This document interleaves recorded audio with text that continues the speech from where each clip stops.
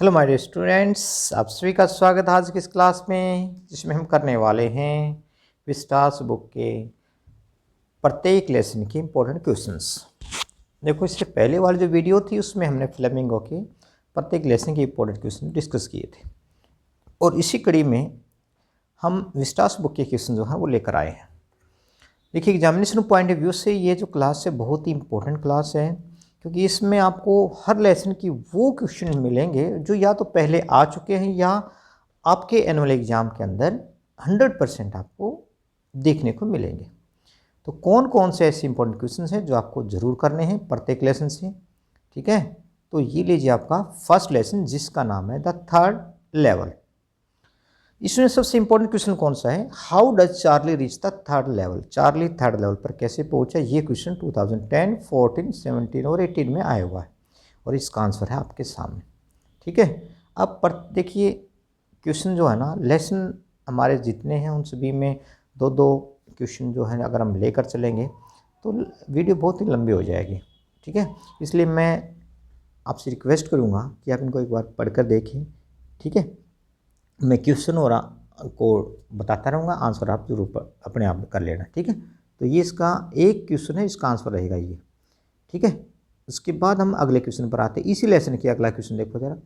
Question आपको मैं एक बार क्लियर करवा देता हूँ किस प्रकार से क्वेश्चन पूछे जाते हैं और कैसे आप आंसर बनाएंगे। How is the third level different from the first and second level? भाई, जो थर्ड लेवल था फर्स्ट और सेकेंड लेवल से किस प्रकार डिफरेंट है, अलग है।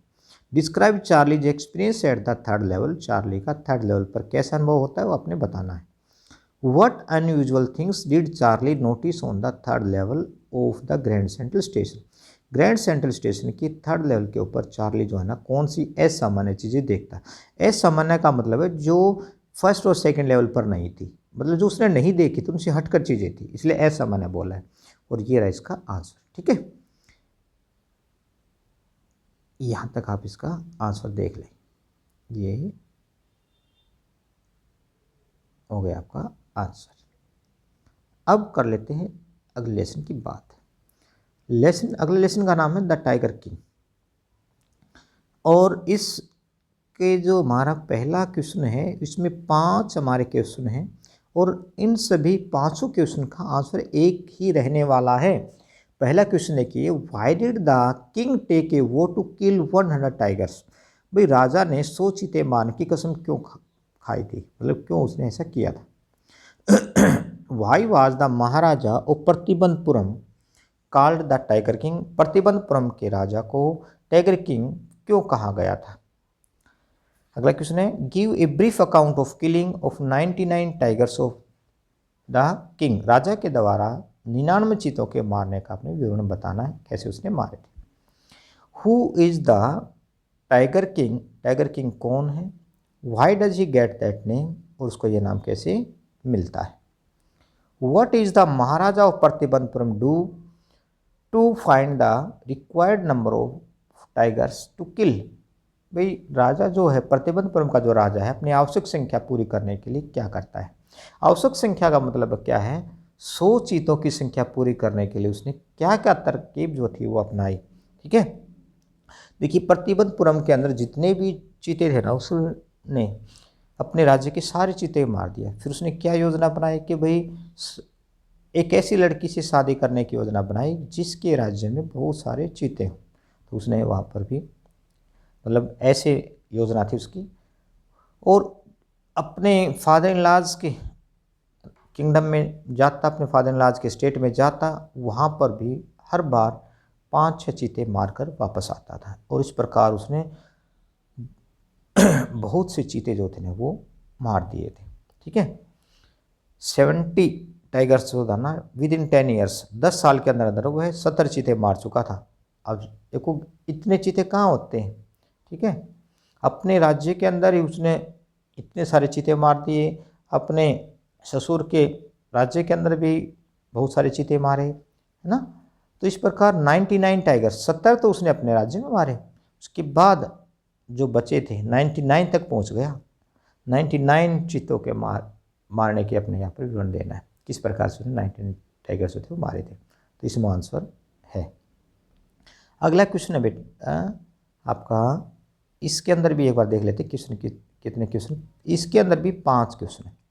ठीक है, कौन कौन से 5 क्वेश्चन का एक आंसर रहने वाला है। When did the tiger king stand in danger of losing his kingdom, भाई टाइगर किंग के राज्य पर किस प्रकार का खतरा जो है वो मंडराता है। How was he able to avoid the danger, खतरे को वह कैसे वो टालने में सक्षम होता है। How did the tiger king bribe the British officer to save his kingdom, किस प्रकार से जो टाइगर किंग है अपने राज्य को बचाने के लिए एक अंग्रेज अधिकारी को रिश्वत उसने दी थी। Give a brief sorry giving a bribe is an evil practice, how did the tiger king bribe the British officer to save his kingdom. देखिए, गिविंग ए ब्राइब, रिश्वत देना, इज एन इविल प्रैक्टिस, एक बुरा कार्य है। How did the tiger king bribe the British officer, तो फिर उस टाइगर किंग ने अपने राज्य को बचाने के लिए, टू सेव हिज किंगडम, अपने राज्य को बचाने के लिए ब्रिटिश अधिकारी को कैसे रिश्वत दी। How do you view this act of his, आप उसके कार्य को कैसा बताएंगे। कार्य तो बहुत बुरा था, रिश्वत देना और लेना दोनों ही बुरी बातें होती हैं, लेकिन जब आदमी अपने जीवन की बात करता है ना, अपने जीवन पर बनती है तो किसी चीज़ को गलत नहीं मानता। तो राजा ने भी ऐसा ही किया।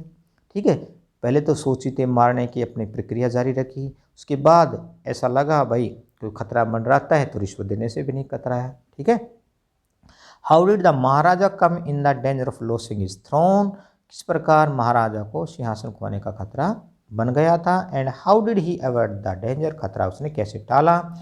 What was the crisis to the king's throne, राजा के सिंहासन पर क्या संकट आया, और how was he this crisis averted, यह खतरा कैसे टला। तो ये 5 जो हमारे क्वेश्चन थे उन सभी का आंसर ये है आपके सामने।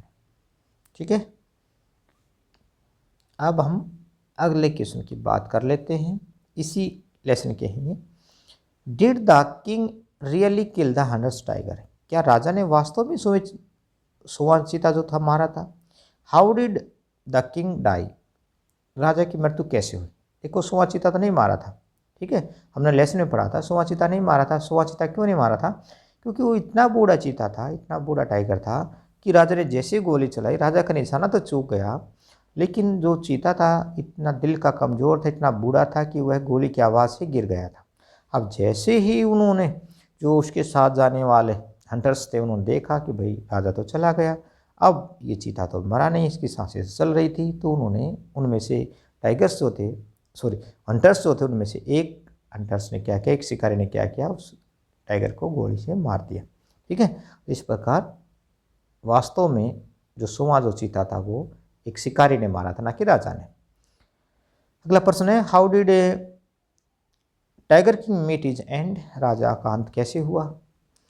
How did the 100 tiger take its revenge upon the tiger king, 100वें चीते ने राजा से कैसे बदला लिया, बदला तो लिया भाई, ठीक है, चाहे वो बदला लेने वाला लकड़ी का ही चीता क्यों ना था।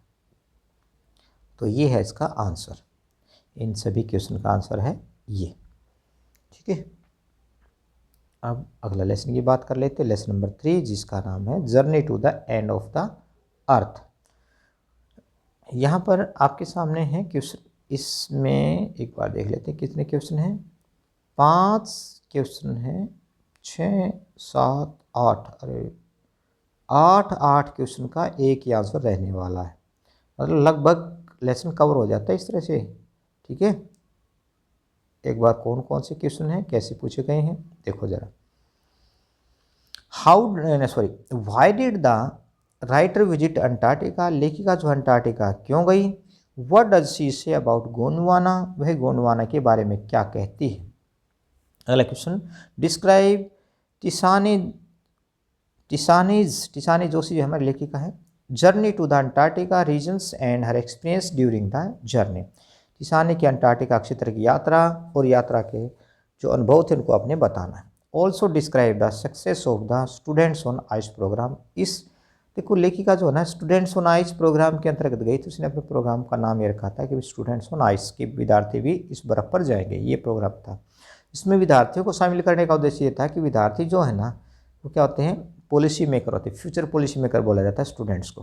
ठीक है, भविष्य की नीति बनाने वाले होते हैं, और सारी बातें इन्हीं पर डिपेंड करती हैं कि भाई वो चीज़ों को देखेंगे अंटार्कटिका में जाकर, तो उनको पता चल जाएगा कि अंटार्कटिका का पास्ट क्या था, हमारे धरती का पास्ट क्या था, प्रेजेंट कैसा है और फ्यूचर कैसा होगा। तो अपनी आंखों से देखेंगे तो वो अच्छी योजना बनाएंगे जो हमारी धरती के लिए बेनिफिशियल होगी।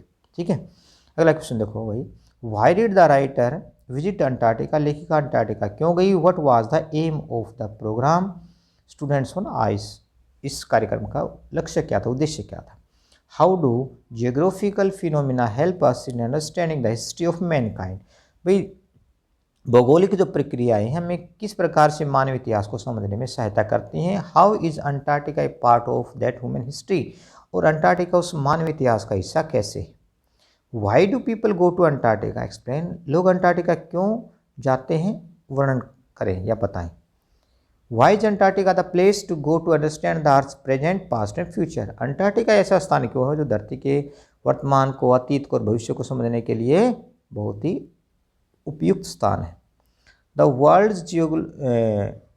World geological history is trapped in Antarctica, विश्व का भूवैज्ञानिक इतिहास अंटार्कटिका में समाहित है। How is the study of this region useful to us, इस क्षेत्र का अध्ययन हमारे लिए किस प्रकार उपयोगी। On what program was the writer working, लेखिका जो थी किस प्रोग्राम पर कार्य कर रही होती है। Why does she say that Antarctica is the best place to study the changes in environment, लेखिका ऐसे क्यों कहती है कि भाई हमारे जो पर्यावरण के अंदर परिवर्तन होते हैं वह अंटार्कटिका का अध्ययन करने से हमें कैसे समझ में आ जाती है। ठीक है, अंटार्कटिका ही ऐसा स्थान क्यों है जहाँ पर जाकर हम धरती के बारे में उनके प्रेजेंट पास्ट और फ्यूचर को समझ सकते हैं। तो ये रहा आपके सामने इन सभी 8 क्वेश्चन का आंसर। ठीक है, अगला question, what are JF Green's reason for including high school students in the students on ice expeditions, मतलब इस जेएफ ग्रीन का कारण क्या था विद्यार्थियों को साथ में ले जाने का स्टूडेंट्स ऑन आइस प्रोग्राम के अंतर्गत। इसका आंसर है, एक ही क्वेश्चन है और इसका आंसर ये। ठीक है भाई, विद्यार्थी का मैंने आपको बताया था कारण क्या था विद्यार्थियों को ले जाने का, कि विद्यार्थी कैसे होते हैं, पॉलिसी मेकर होते हैं, वे अपनी आंखों से देखेंगे कि भाई कैसे ग्लेशियर जो है ना वे पिघल रहे हैं, ग्लेशियर रिट्रीट हो रहे हैं और आइस शेल्फ्स जो है वो कोलैप्स हो रहे हैं। ठीक है, ग्लेशियर पिघल रहे हैं ना, और बर्फ़ के जो शेल्फ्स हैं वो कैसे गिर रहे हैं, उस प्रकार से ग्लोबल वार्मिंग का जो खतरा कैसे वास्तविक हो गया है, उस प्रकार से ग्लोबल वार्मिंग के खतरे के कारण से क्या क्या भौगोलिक जो परिवर्तन जो होते हैं। ठीक है, और इन्वायरमेंट को प्रभावित करते हैं। अगला लेसन है हमारा lesson number 4, the enemy.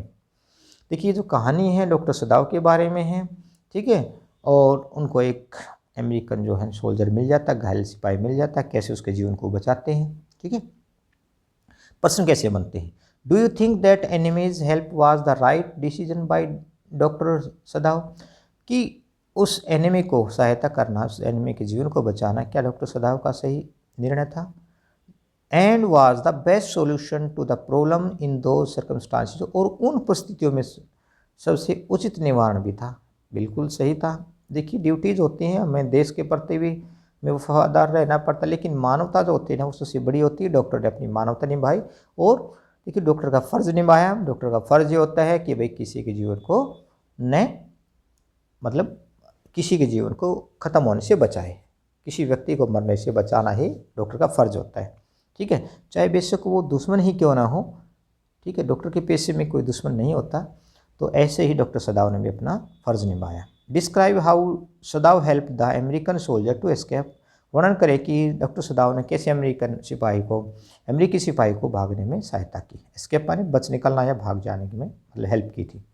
What did doctor Sadao and his wife decide to do with the injured American soldier, doctor Sadao उसकी पत्नी ने उस घायल अमेरिकन का क्या करने का फैसला किया था। देखो स्टार्टिंग में ये सोचा कि बड़ी समस्या है, अब कैसे इसका निर्णय लें, इसको वापस भाई समुद्र में फेंक दे या फिर पुलिस को बता दें, तो कई तरह के विचार उनके मन में आते, लेकिन आखिरकार सही निर्णय उन्होंने ये लिया कि पहले इसको जीवन को बचाते, बाद में देखा जाएगा जो होगा। तो व्हाट वाज द प्रॉब्लम क्या थी।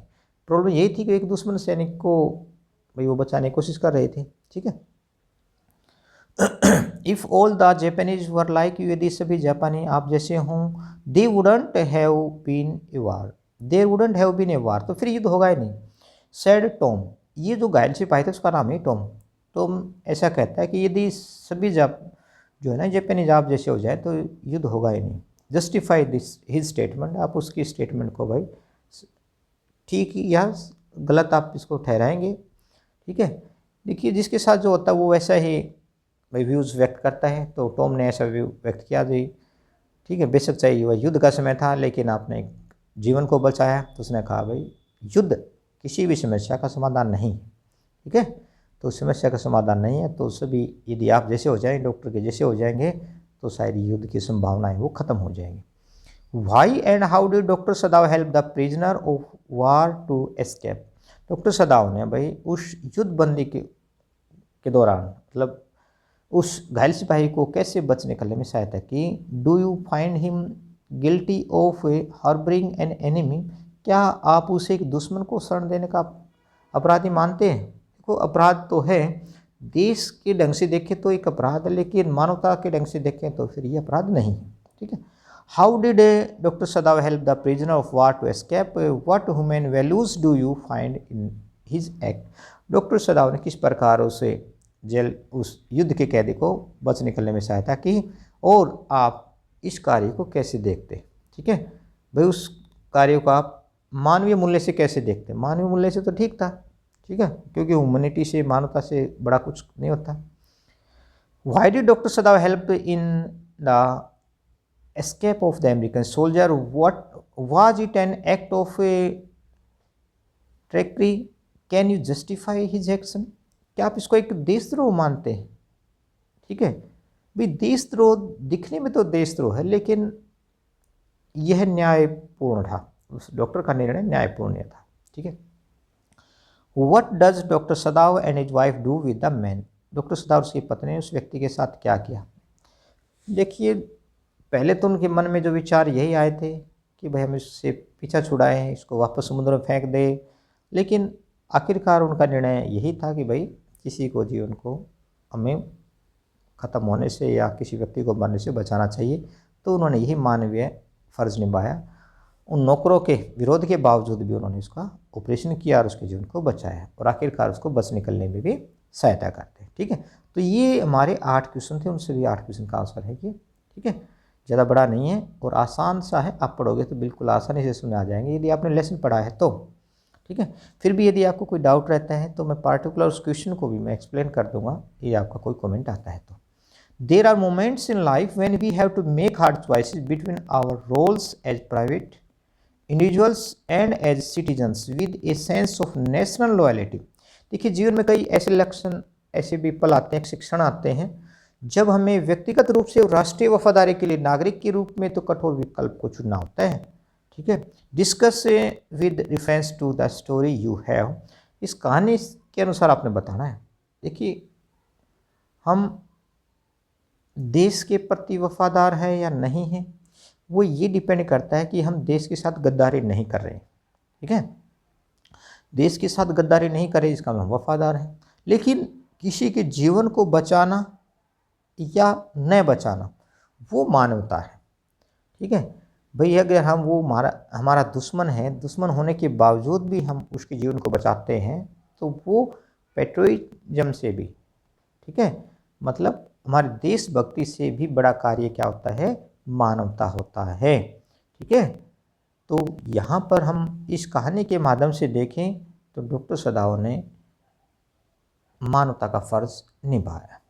तो ये एक क्वेश्चन था, इम्पोर्टेंट है, इसलिए मैंने इसको एक के साथ इसके आंसर को लिखा है। अब बात कर लेते हैं अगला लेसन की, जिसका नाम है on the face of it. ये जो कहानी है, डेरी नाम का एक लड़का होता है जिसका एक तरफ का चेहरा जला हुआ होता है, और मिस्टर लैम एक व्यक्ति हैं, बूढ़े से व्यक्ति हैं जो एक बगीचे में रहते हैं। ठीक है, अपने आप को बड़ा खुश रखते हैं, प्रकृति के साथ वो रहते हैं। तो डेरी जो है वो लोगों के टिप्पणियों से, लोगों के कमेंट से तंग आ जाता है और वह अकेला रहने का निर्णय कर लेता है, और ऐसे ही फिर वह घूमता घूमता कहाँ चला जाता है, मिस्टर लैम के बगीचे में चला जाता है। तो क्वेश्चन देखिए कैसे बनते इसके। What is it that draws Derry towards mister Lamb in spite of himself, वो क्या बात है जिसके कारण डैरी न चाहते हुए भी लैम की ओर खींचा जाता है। क्योंकि जो डैरी तो हर किसी से बचना चाहता है, फिर भी वह लैम की तरफ क्यों आकर्षित हुआ, क्योंकि लैम ने उसकी तरफ क्या किया भाई, एक अच्छा व्यवहार किया, बाकी लोगों की तरह उसका व्यवहार नहीं था, डिफरेंट था। How did Derry get attracted towards mister Lamb, explain, जो डैरी है मिस्टर लैम के प्रति कैसे आकर्षित हुआ। अगला question, how does a mister Lamb help Derry to come out of his disappointment and loneliness, भी मिस्टर लैम ने डैरी को उस निराशा, डिसअपॉइंटमेंट का मीनिंग होता है निराशा और लोनलीनेस का मीनिंग था अकेलापन, तो डैरी को कैसे निराशा और अकेलेपन से बाहर निकालने में मदद की। Derry goes to mister Lamb garden, how does mister Lamb treat him, Derry जो है लैम के बगीचे में जाता है, श्रीमान लैम उसके साथ किस तरह का व्यवहार करते हैं। What change took place in Derry when he met mister Lamb, भाई डैरी में क्या परिवर्तन होता है जब वह श्रीमान लैम से मिलते हैं। Dairy is a victim of his own complex, dairy जो अपनी ही कमियों का शिकार है, देखो हर किसी में कोई ना कोई कॉम्प्लेक्स होते हैं, ठीक है, तो डैरी के अंदर भी थोड़ी सी एक भावना थी, हीन भावना उसके अंदर आ गई थी, ठीक है, क्योंकि अपने आप को कैसा मान गया था वो कि मैं बहुत ही कुरूप हूँ, लोग मुझे गलत नज़र से देखते हैं, मेरे बारे में अलग अलग बातें करते हैं, तो ये जो था ना अपने आप को एक कॉम्प्लेक्स का वो मतलब कॉम्प्लिसिटी बन जाती है आदमी के अंदर, ठीक है, वो शिकार हो गया था अपनी ही कमियों का। Do you find some change in him in the end, क्या आप इस कहानी के अंत में कुछ परिवर्तन पाते, बिल्कुल चेंज हो जाता है वो भी मिस्टर लैम के जैसा ही फिर वो जीवन जीना चाहता है, ठीक है, मिस्टर लैम की तरह ही प्रकृति में या फिर मिस्टर लैम की तरह ही पॉजिटिव लाइफ वह जीना चाहता है। तो ये थे हमारे इन 6 के 6 क्वेश्चन जो थे हमारे, उनका आंसर रहेगा ये, ठीक है। अब लास्ट विस्टास बुक का आखिरी लेसन है जिसका नाम है मेमोरीज ऑफ चाइल्डहुड, बचपन की यादें। यहाँ पर 2 कहानियाँ हैं, ठीक है, 2 राइटर्स के अलग अलग परेशानियों को व्यक्त किया गया है। जितकलासा के बारे में देखें तो जितकलासा कैसे परेशान होती है, तो Zitkala Sa describe Zitkala Sa's first experience in her school, Zitkala Sa का स्कूल में पहला अनुभव कैसा था, बहुत ही बुरा रहा उसका अनुभव। Describe Zitkala Sa's first experience at her schools, अच्छा सेम क्वेश्चन रिपीट होगा, कोई बात नहीं, ठीक है। जितकलासा का फर्स्ट डे था वो कैसा था, उसका स्कूल का अनुभव आपने बताना है। Describe Zitkala Sa's experience of eating by formula on the first day of her school, Zitkala Sa का नियम से फॉर्मूले से भोजन करने का, जो ईटिंग बाय फॉर्मूला जो था ना, नियम से खाना खाने की जो बात थी स्कूल के पहले दिन ही, उसको आपने बताना है जितकलासा ने कैसे महसूस किया था, ठीक है। तो ये इसका आंसर हो गया 2, यहाँ से आप एक चाहे तो या फर्स्ट और सेकंड दोनों एक जैसी हो गए ना, कोई बात नहीं, आप एक को डिलीट कर देना, ठीक है। अगला क्वेश्चन है, what oppression and discrimination did Zitkala Sa and Bama experience during their childhood, देखिए यहाँ पर क्या है, भामा और जितकलासा दोनों किस प्रकार से दमन और भेदभाव को महसूस करते हैं अपने बचपन में, ठीक है। How did they respond to their respective situation, और अपने जैसी जैसी उनकी परिस्थिति थी उसके अनुसार कैसे कैसे प्रतिक्रिया करते हैं, दोनों ने कैसे कैसे मतलब अपने दमन और भेदभाव को महसूस किया और कैसे फिर बाद में उन्होंने प्रतिक्रिया की। Bama's experience is that of a victim of the caste system, Bama का अनुभव क्या था, जाति जो प्रथा है उसकी शिकार थी, वो जाति प्रथा की, ठीक है, एक दलित परिवार से थी, दलित समुदाय से बिलोंग करती थी, तो वहाँ पर जो जाति प्रथा थी वो किस प्रकार उसके जीवन को प्रभावित करती है। What kind of discrimination does Zitkala Sa's experience depict, यहाँ पर जितकलासा का किस प्रकार से अनुभव को बताया गया है, ठीक है। What are their responses to their respective situations, अब उन्होंने अपने प्रतिक्रिया कैसे दी है उन्होंने, ठीक है, अपनी अपनी अवस्थाओं की अलग अलग प्रतिक्रियाएं भामा ने और जितकलासा ने कैसे मतलब प्रदर्शित की हैं। What message do we get from the story we too are human being, इस कहानी का उद्देश्य क्या है, क्योंकि उद्देश्य यही है कि भाई इसका मैसेज क्या है, इस कहानी का संदेश क्या है, संदेश यही है कि डिस्क्रिमिनेशन जो है ना, वो भेदभाव जो है, चाहे वो जातीय भेदभाव हो, चाहे मतलब गोरे काले का भेदभाव हो, ये नहीं होना चाहिए, है ना। It may take a long time for oppression to be resisted, भाई दमन को रोक के जाने में काफ़ी समय लगेगा। But the seeds of revolutions are sowed early in life, लेकिन क्रांति के जो बीज है ना वो बचपन में ही बोए जाते हैं। मतलब इसका मतलब क्या है, भाई बच्चा ने एक कोई दमन प्रक्रिया देखी, दमनकारी या कोई हिंसक घटना देखी, लेकिन बच्चा है वो उसमें तो विरोध नहीं कर सकता, लेकिन जैसे जैसे बड़ा होता जाएगा तो उसके मन में हो सकता है कि वो ऑपरेशन की जो बातें, दमन की जो बातें उसके दिमाग में घर कर जाएं, और जैसे बड़ा होगा उसका वो निवारण सोचेगा कैसे इनसे निकला जाए। ठीक है। Do you agree that injustice in any form can not escape being noticed even by children, क्या आप इस बात से सहमत कि जो अन्याय चाहे वह किसी भी प्रकार का हो बच्चों की निगाहों से भी नहीं बच सकता। बिल्कुल, बच्चे ऑब्जर्व करते हैं चीज़ों को, और जैसा ऑब्जर्व करते हैं वैसा ही वो फॉलो करते हैं। ठीक है, या उसका निवारण करने की कोशिश करते हैं। The two accounts that you read above are based in two distant cultures, आपने दो अलग अलग जो वर्णन पढ़े हैं इस कहानी के अंदर वो दो अलग अलग संस्कृतियों पर आधारित हैं। What is the commonality of them found in both of them, मतलब community of theme found in both of them, उन दोनों में ही क्या समानता है। समानता तो यही है कि भाई दोनों का ही दमन हुआ है, दोनों को परेशानी का सामना करना पड़ा है, चाहे वो भामा हो चाहे जीतक्लासा हो। What are the similarities in the lives of Bhama and Zitkalasa though they belong to different culture, Bama और जीतक्लासा के जीवन में समानताएं क्या हैं, यद्यपि वे अलग अलग संस्कृतियों से जुड़ी हुई संबंधित हैं।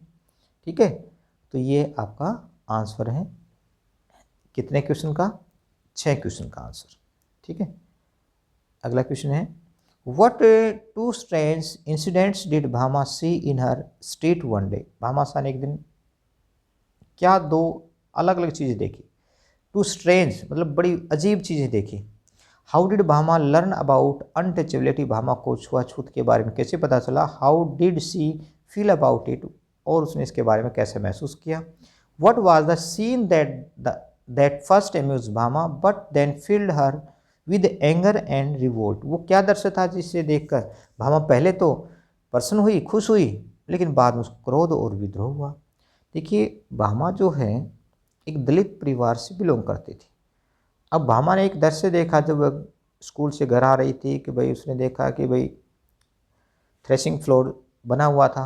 ठीक है, भूसा निकालने का एक स्थान जो था वो बना हुआ था, और उस वहाँ पर ज़मींदार एक ऊंचे टीले पर बैठा हुआ है और वो सारे दलित वर्ग जो है वो काम कर रहा है। अब उसने देखा कि कोई एक बूढ़ा व्यक्ति उसके कबीले का, मतलब उनके दलित परिवार का कोई व्यक्ति है, वो क्या लेकर आया है, कोई पैकेट के अंदर कोई सामान लेकर आया। उस पैकेट के अंदर क्या था, वड़ाई वगैरह रखी हुई थी, खाने का होता है कुछ। ठीक है, तो उसने अपने हाथ को ऐसे आगे की तरफ फैलाकर और एक डोरी के माध्यम से उस पैकेट को पकड़ा हुआ था। मतलब हलवाई ने या फिर उस बनाने वाले ने उसको एक पैकेट में बांधकर और एक डोरी से, एक रस्सी से बांध कर उसको दे दिया था, और उस चीज़ को छूने का भी अधिकार उस बूढ़े व्यक्ति को नहीं था, क्योंकि वह दलित था।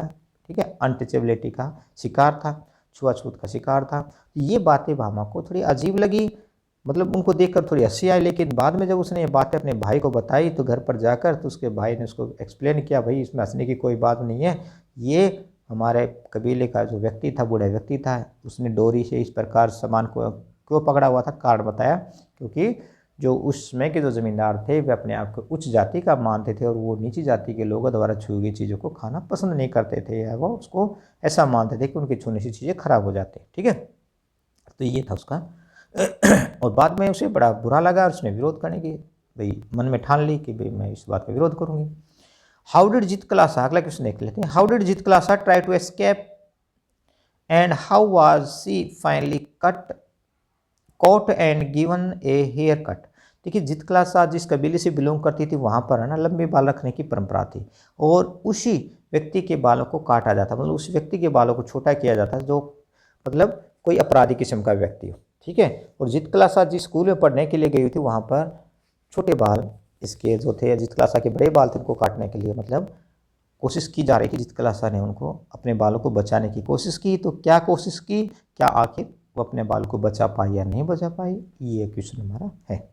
डिस्क्राइब द सीन वेयर जित क्लासाज हेयर वाज कट, वो अपने दर्शक को बताना है जहाँ पर जित क्लासा के बालों को, जैसे बालों को काटा गया। ठीक है, तो यहाँ तक आपका ये आंसर रहेगा। तो हमारे ये जो 6 जो लेसन हैं उनकी इम्पोर्टेंट क्वेश्चंस विद आंसर आपके सामने हैं। तो मैं रिक्वेस्ट करूँगा सभी स्टूडेंट्स से, सभी टीचर्स से जो भी मेरी इस वीडियो को देख रहे हैं कि वो मुझे थोड़ा सपोर्ट करें, वीडियो को बाकी बच्चों तक भी पहुंचाएं ताकि उनको भी कुछ बेनिफिट मिल सकें और मुझे भी थोड़े से प्रेरणा मिल सके, ताकि मैं इन फ्यूचर जो है आगे भी इसी तरह की अच्छी अच्छी वीडियो आपके लिए लेकर आऊँ।